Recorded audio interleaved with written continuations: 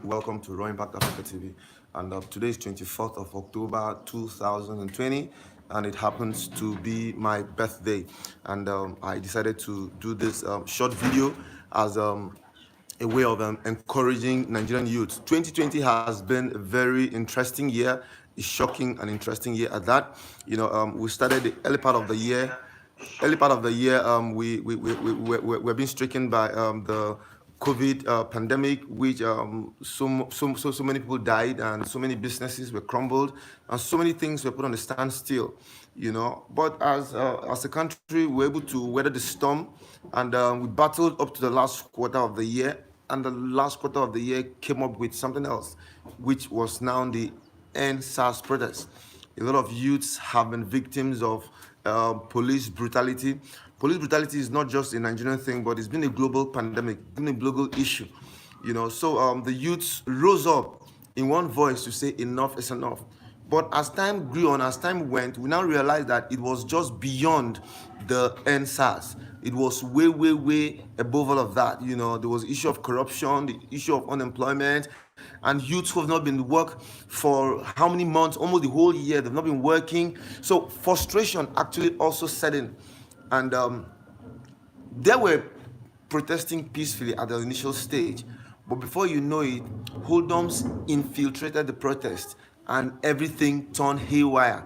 As a matter of fact, there was a massacre in Lekki, in Abuja. So many cases, so many people lost their lives in Lagos, in Port Harcourt, in Benin, in Edo State. Everywhere, there's so much chaos. And now, the big $1 million, okay, we're now expecting the president to make a speech. And he made the speech and we all became speechless. And the $1 million question now is what next? What next for the Nigerian youths? What next for this protest? What next for what we're fighting for? Some persons think it's all over. Some persons think, okay, we should go back to we should just forget about it. Some persons think some persons who are praying are now going to praying. Some who are Muslims are now going to begin to seek Allah. Some traditionalists have now gone to even talk with Amadioha to see how we can get solutions. But I think the message I have for the Nigerian youth is for us to re-strategize. We're not re-strategizing to fight, not re-strategizing to protest, but re-strategize to take politics, take power the way it is written in the Constitution. And with what just happened, we have the power, we have the capacity, we have the wherewithal, we have the knowledge, we have everything it takes to take power. And how can we take power? By going for elections, contesting elections, voting elections, and also voting for people and being voted for. A couple of times when election time comes, the youth relegate themselves to the background. We only wait to be called upon to be given a meager money to come and cause chaos. When it comes to rigging, who do the rigging? When it comes to stacking of ballot boxes, which people snatch the ballot boxes? When it comes to hacking, which people do all the hacking? So if we have all the technical know-how to do all of this, it is time for us as a country, as youths, to come together and begin to build the future of our dreams. We all want a better country. America, Canada, Australia, France, wherever you can mention, was built by people. And those people are youths like me and you. Time has gone when we all sit down at the back seat and expect things to happen the way they happen. No, things do not happen that way. I do not subscribe to violence. Violence can never always solve our problems. But when we have a plan and a strategy, we can achieve this thing. And how are we going to do it? Let us begin to mobilize youth now. 2023 is by the corner. Enough of just waiting for some old retired people who are just there recycling themselves, telling us what to do. We do not want that. Let us begin to mobilize our youth. Mobilize our youth and give them the right information they need to know. How can they give a youth 500 naira and ask him to go and scatter a protest, and the person obliges and do that? How can we reorientate their minds and tell them that this thing they're doing is wrong? 500 naira I cannot even use 500 naira data in 10 minutes. It's not possible. It will finish in 10 minutes, 500 naira data. So which means I am killing someone for less than 500 MB. It is that bad. Can we begin to change this guy's mindset? Can we begin to make them know that this is just a place of a plate of meal? How can you kill your fellow citizen? You kill your fellow youth because of a plate of food that is 500 naira. You do not blame them. But do not blame who you've not taught. Before we blame them, we need to teach them. We need to tell them what they need to know, what they need to understand, that they have every right to be educated. They have every right to be empowered. They have every right to go to school. They have every right to be who they need to be. That is where the first thing is. We need to begin to mobilize and educate all the youths in Nigeria. And it's very easy. All over the whole country, we have people who have fair certificate, who have fair knowledge of what the country is talking about. One youth, mobilize 5 youths. Anywhere, from what level to the national, begin to mobilize people, mobilize them, indoctrinate them, tell them what they need to know, tell them what they need to see, tell them the future of this country, tell them where they need to go to. But we now mobilize them. They now begin to select people who have pedigree, people who have been running their businesses, who have political ambitions. Politics is not just all about going to make money. Politics is about serving. When we mobilize youth, then we begin to mobilize those who want to contest elections, who have the capacity. At one point in time, you've been the president of a department in school, you've been the president here, you've been this, you've been that. You have leadership qualities in you. Come out. It's the same thing. Enough of telling us to wait for experience. We don't have experience. So when is the experience going to come? Old men will always tell we don't have experience to govern Nigeria. So when will the experience come? So at this point in time right now, if you know you have political will, you can direct people, you can lead people, you can tell them what to do. Come out as a youth. Let us begin to form this kind of synergy. Let us begin to form this kind of coalition. Let us begin to bring people like this together. We've mobilized them. We've selected those who can contest elections. Then the next one now, which is very, very important, let us begin to source funding for people. We shouldn't tell people that go and look for money to come and contest elections like in Nigeria. Somebody now begins to invest so much money in politics that tomorrow he might want to recoup all his money first. But when we know that the youths are sponsoring a candidate from what level to the presidency, I tell you something, the person will not misbehave because he knows how he got there. He got there by the masses. He got there by the youth. And the youth who put it there can also remove you. So if you know that you have the political will, you have what it takes, you can move people. From what level? People who can move people, we know them. You know the height. If you go to any area now, there's somebody that people listen to. There's somebody that if he says stop, the person will stop. If he says go, the person will go. Look for such people. Bring them. Tell them, okay, this is what we want. What do you think you can vie for? Can you vie for governor? Can you vie for councillor? Can you vie for chairman from the state House of Assembly, House of Reps, Senate, and everything? This group, these youths now will actually carve out funds and sponsor your election. You don't even need to buy form. All we need to do is just the zeal, the willingness to want to contest elections. Contesting elections in Nigeria is very expensive. By the special grace of God, I have contested elections in this country before as a House of Reps member. But well, it was disastrous. I don't hope to go and tell you the story here right now. But guess what? It was an experience for me. So we can begin to mobilize people now who want to contest and begin to groom them now. Begin to groom them between now and 2023. We can become a force to reckon with. Not to sit down and wait. Tomorrow's now all the big men will begin to come and be deceiving us with paltry sums of money to either be their talks or be their social media with palliative food and palliative and everything. No. With this now, we now begin to look into our constitution because the biggest problem of Nigeria is the constitution. Immediately this administration goes in, the first thing they will do is to change the constitution and make it a current constitution that can serve us now, not something that was working in 1960. Things have changed. The dynamics have changed so much. The things have really, really, really changed. So we cannot just remain here and just expect things to happen like that. No, we need to move. We need to activate. We can do this because whatever these older folks are doing is being perpetrated by us. We perpetrate all of that. So why can't we now sit back and rearrange ourselves and plan for the future of Nigeria? As a matter of fact, running out of the country is not going to solve the problem.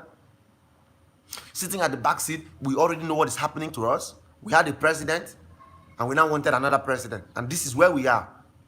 Opening fire on innocent youths. And I'm now hearing that they say it's Photoshop. I'm the film director. And what I saw there doesn't look like Photoshop to me. It was a live video. How do you okay, well, I know it's possible to Photoshop a live video, but that one was not Photoshopped. We also in the live and direct. Do they Photoshop video? They don't Photoshop video. VFX. It's VFX. That may be the misplacement of how they wanted to use the language. That thing was not Photoshop. It wasn't VFX. That thing was real. But that is matter for another day. What I'm trying to say now is what next? What next is mobilization. mobilize all the youths, get all the contact of every youth who is not happy with the way things are, and begin to plan them, prepare them for 2023. All these folks who have been contesting before who want to come back, will not give them a chance. Form our own political party that is strong. Get young guys to begin to mobilize and train people in the art of politicking. It's a different thing with politicking and politics. They're two different things. We need to understand all of this. And if we do all of that, I know and I'm sure Nigeria is going to be a better country. Nigeria is one of the most blessed countries. By the special grace of God, I've been opportunity to travel out of this country. I've gone to some African countries. I've gone to the US. And I see how things are being done there. The government thinks first of the people, but our own thinks first of pocket. It's a very wrong mentality, which we need to change. And change is a gradual process. We don't expect the government to just change overnight boom today. No, it's not possible. I can't imagine that even in my own dear state, warehouses are filled with palliatives. You've seen the third one this morning. Warehouses are filled with palliatives. People are hungry, and the governor is keeping palliatives. What is he going to do with them for? What is he keeping them for? Want to keep them for elections? Use it to bribe people? That is wrong. For crying out loud. And to think about it, Cross River State did not have COVID. So what are the palliatives doing there? Okay, if they are sharing palliatives all over the whole country and you collected yours, so why don't you distribute it to people? You're keeping it until when they have palliatives, when they have the COVID or what? And guess what? This is just what was seen. Who knows those ones that were not seen? Who knows the physical cash that was donated? Who knows medicals that were brought in? And people were dying of hunger. Fine, you didn't have palliative, we didn't have COVID, so why don't you distribute the goods to people?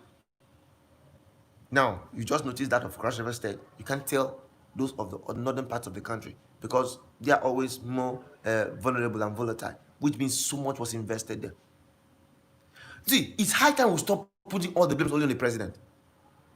I might not be a fan of Mr. President, yes, but the truth about the matter is the president alone cannot change everything in this country. Change starts from me, starts from you, starts from the local government councillor, starts from the president, starts from the governor, starts from the House of Rep member. All of what are they doing? Are you telling me that those House of Rep members did not know, State House of Rep did not know that palliatives were brought into Cross River State? I think the Chief of Staff did not know that they brought palliatives. I think that all the essays did not know. I think that all the advisors did not know. Oh, I just mentioned advisors and assistants. That's another biggest problem we have in Nigeria, which we need to change if this new administration comes on board right now. See, the way we appoint advisors in Nigeria is political appointments, just to settle somebody who worked for you for elections, which is wrong. Because guess what? You don't expect to get any advice from that person. The person will only tell you things you want to hear. Let us begin to appoint advisors who really advise you and tell you that what you're doing is wrong. You cannot. How can you advise somebody who is paying you, who is footing your bills, who is taking care of your family? Your family is sick, he's paying you salary, and want to advise him. Well, want to lose your job? When a governor or president enters in power, allow it open. Who wants to serve? Apply as personal assistant to the president on domestic matters, personal assistant to the president on social media. Because if that is done, our advisors will be advising the president very well. But yeah, we don't have our advisors. What I used to these days now is recorded speeches. You should not. I don't need to. I didn't need to come and begin to write this speech I'm going to say now. It's supposed to be spontaneous. As it happened, as they enter my head, that's how they talk about. A president, you know that they've opened fire on protesters. What are you supposed to do? You're supposed to come and pour out your mind to us the way it is. But what do we get? We had a 10-minute scripted script that had CU, LCU, medium shot, and you remember then take cut away. All of this must stop. We should get advisors who will actually tell the principal that what you're doing is not correct, sir. It's going to backfire. But our advisors don't do that. They don't even have access to their principal. They are just there because it's a political appointment. They worked for the guy during elections, so right now they want to settle you. Nigeria cannot move if we are always settling people with appointments. That's the simple truth. We put people there, all that they're about is how to feed and live. It's gone beyond feeding and living. It's just gone beyond living and feeding and living and feeding. No. Let us make Nigeria a better place. In our own little way, in your places of work, you can empower people the best you can. I know what I've done for Nigerian youth as a person. It's a testimony that is everywhere. Even when I was still in my own local in Ikom Cross River State, I know how many people I trained and groomed in the act of cinematography. These are people who are living well now. They have a lot of living testimonies. In Unical, as a departmental president, I know the things I did. In Abuja, where I stay now, I know the things I do with my youth programs. I do these things with my meager money that I make. But I still try to see the best I can. If you come and meet me and know me, your life is supposed to move from point A to point C or D, even if it's not Z. But our own is not like that. We only use people for political gains. That's it. After that, now give them one miserable appointment. And after that, they don't even have access to you. If the person wants to complain, what will you say? After I no give appointment. It's beyond just giving me an appointment, but getting people that will do the work. I weep, I cry for Nigeria every day. Naturally, I'm supposed to take good pictures on my birthday and stuff, but I'm not going to take any picture. What are we celebrating for? I was celebrating for 60 years and we're still crawling. My child is just how many months? She's 7 months right now. She's beginning to stand. That's how it's supposed to be. You wake up, you turn, you begin to crawl. But Nigeria at 60, we are still crawling. Shape not even girls open mouth call ourselves giant again. We giant. The giant don't die since. My message of hope to Nigerian youths is we can still rise again. We can still fix this country again. The country cannot be fixed by anybody. All of us crying and hashtagging foreigners, hashtagging Beyonce, hashtagging Rihanna, hashtagging Donald Trump, hashtagging UN. Those people, let me tell you the truth, they will not help us. They cannot do anything for us. They can't do any, mark my word, they cannot do anything for us. The true change only comes when we have a plan, have a strategy. A good plan and strategy, we can make it happen. 2023 is by the corner. It's going to be a shame if after 2023, we are still crying the same thing we are crying right now. We still elect and vote in a president who is not capable because we know them. All the presidents who have ruled before, who want to rule again, all the past governors, they will finish as a governor and go back to retire as a senator. None of them will make sure that we feel in our people. None of them enters there. You're a governor for 8 years. You become a senator for 8 years. Okay, you're a senator first for 8 years. You then go back to state to go and be a governor for 8 years. You then come back again for senate and for retirement. For what now? And why do you think the police is having the issues they're having? Not just police, all the security apparatus are having the issues they're having. They're having those issues because people no longer employ people or take people because that's what they want to do. They take people because it's just a means to earn livelihood. Somebody wants to settle, appoint people now and say, come, men are calling the police just as a means when they take salary. No, they will not work. There are people who genuinely in their mind, they want to be cops, they want to be policemen. Why don't you get such guys? Get such guys and put them there. Not to bring somebody because the person is your brother, is your sister, is your cousin, you owe somebody something and that's all you need to do is to employ the person. No, it's way beyond that. Nigeria can be well again. Nigeria can be great again. We need to activate this movement. That you are a street boy does not make you not credible. There's a movement called street credibility. You're on the street, but you're street. All of us, we tell ourselves, all of us this street, with the hustle. I left NYC as one of the best core members in Abuja. I was promised a job, my FCT administration. But what happened? I never got the job because I didn't have any big uncle or any senator or anybody to give me an endorsement. But guess what? I didn't allow my background put me on the ground. I had to go and work my ass out. And by the special grace of God, God has been faithful. I came to Abuja, I didn't know anybody. Nobody, as in no single person. But if I look back at when I came and here right now, God has been faithful. It's not rocket science. Meeting the right people, having a plan, having a vision, and everything will be okay. So please, I urge Nigerian youth, let us stop the lootings. Rather, let us protect our own. Let us protect our monument. Let us protect our facilities. The funniest thing is that the protesters are not the ones who are looting. It's hoodlums. But guess what? They are still youth like me and you. So it's our place now to tell them, to make them not to understand that those things are wrong. You cannot go and burn a government facility. For those who saw warehouse and saw so many palliatives in warehouse and they carried them, no problem. That's part of your largesse. You can take that one. But going to set fire on the government property is wrong, guys. It's wrong. Going to set prisoners free is wrong. We don't set at the time. Please, Nigeria can be well again. Nigeria can be great again. Let us use this remaining 2 years to plan out a strategy, map out a roadmap. Let guys come out.